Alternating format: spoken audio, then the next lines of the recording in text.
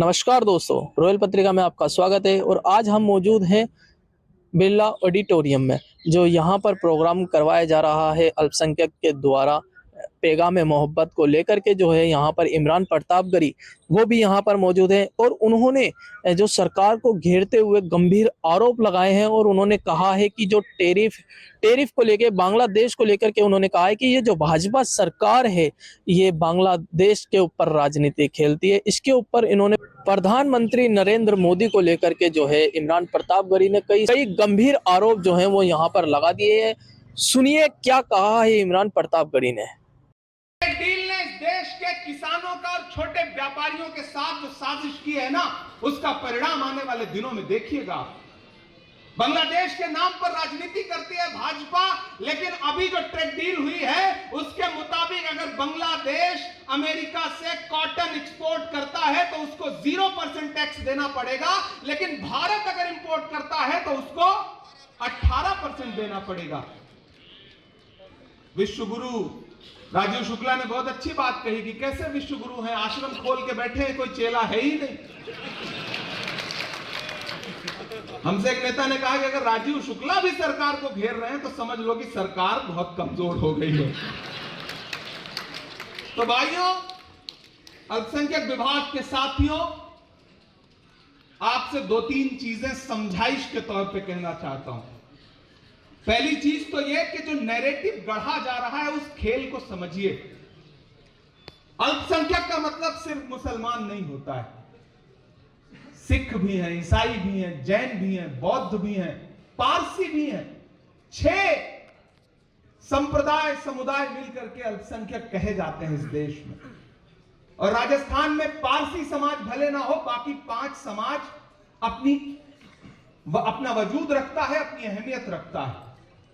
इसलिए आप सारे लोगों को भाजपा के उस खेल से होशियार भी रहना है। अपना हक मांगिए, अपने हक के लिए लड़ाई लड़िए, लेकिन बाहरी चालों से होशियार भी रहिए। भाजपा जब जानती है कि उसका खेल गड़बड़ हो रहा है तो फिर वो अकेले नहीं लड़ती, और भी दोस्तों को बुलाती है। आपको होशियार भी रहना है। मैं पूरे देश में उस लड़ाई को लड़ रहा हूं और आपसे भी चाहता हूं, आज अगर यह बीमारी आपके बीच में खड़ी है जयपुर में, तो कहीं ना कहीं जिम्मेदारी हमारी भी है। तुमने खुद अपने ही घर में किया है सुराख, अब कोई झांक रहा है तो शिकायत कैसी। गलतियां तो हमारी भी हैं। हमें ये जो नए झंडे पकड़ने का शौक है ना, नई सवारियां हम तलाशते रहते हैं ना, वो आपकी आने वाली नस्लों के लिए नुकसानदेह साबित होंगी। ये जो सोशल मीडिया पे एक अभियान चलाया जाता है कि कांग्रेस ने दिया क्या अल्पसंख्यकों को, और आप लाजवाब हो जाते हैं, आपको लगता है इसका जवाब क्या दूं। बहुत सारे जवाब हैं।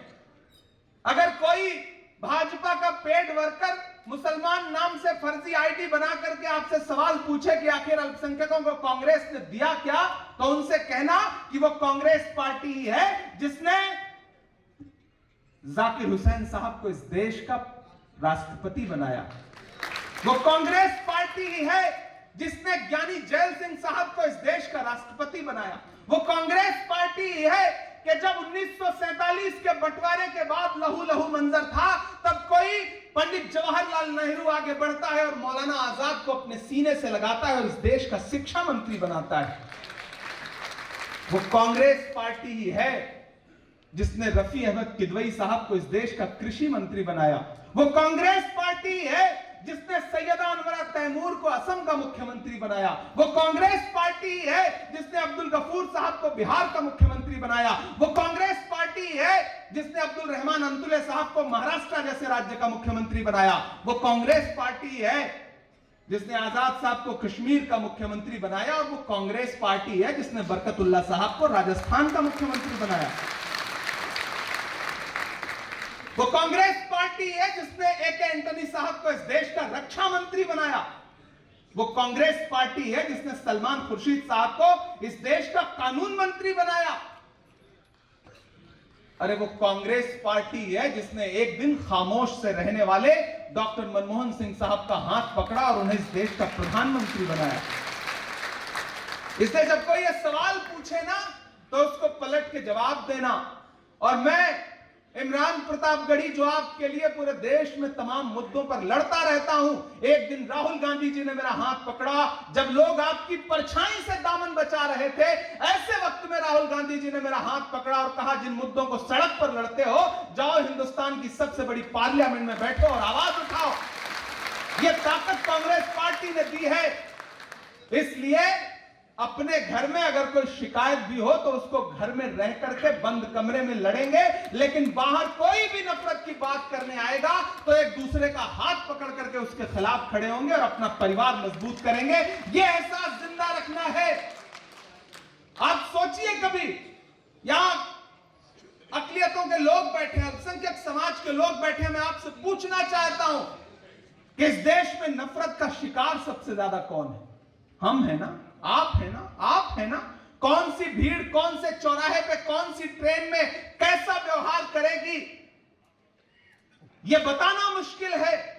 लेकिन ऐसे दौर में अगर एक इंसान खड़ा हुआ और उसने कहा, इस देश में जो नफरत का केरोसिन छिड़का गया है, मैं उसके खिलाफ कन्याकुमारी से कश्मीर तक 4000 किलोमीटर पैदल चलूंगा।